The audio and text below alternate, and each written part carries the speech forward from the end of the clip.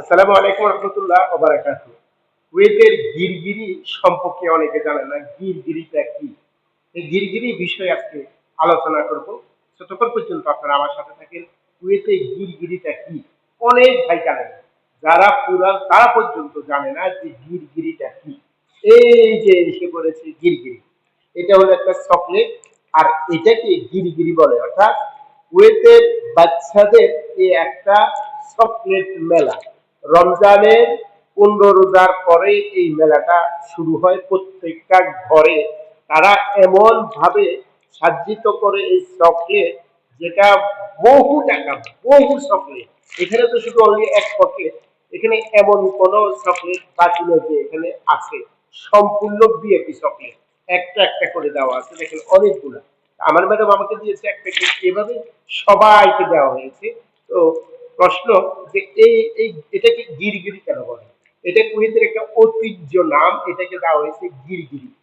এটার নাম হলো গিরগিরি। এটা তারা তাদের ঐতিহ্যটা ধরে রাখার জন্য এই মেলাটা করে। আর এই মেলাটা বাচ্চাদের জন্য।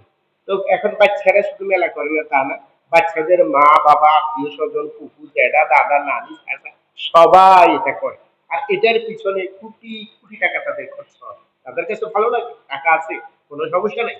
এই যে এই বিষয়টা এবার চিন্তা করেন, এটার নাম হলো গিরগিরি। গিরগিরিটা নিশ্চয়ই এখন বুঝতে পেরেছি। এটার পিছনে আরো অনেক কিছু আছে, সেটা আমি হয়তো জানি না। তবে আমি অন্য একটা ভিডিওতে এই বিষয়ে অবশ্যই কথা বলবো যে গিরগিরি আর এটার মধ্যে কি। এখানে অনেক সম্পূর্ণ দেখেন নর্মাল কোনো সফটওয়্যার নাই। আমি যদি খুলে দেখাই, ম্যাক্সিমাম এখানে 20-30টা আইটেম হবে। এগুলো হলো গিরগিরি। এখানে কম আছে, আরো আরো বেশি, এত বেশি।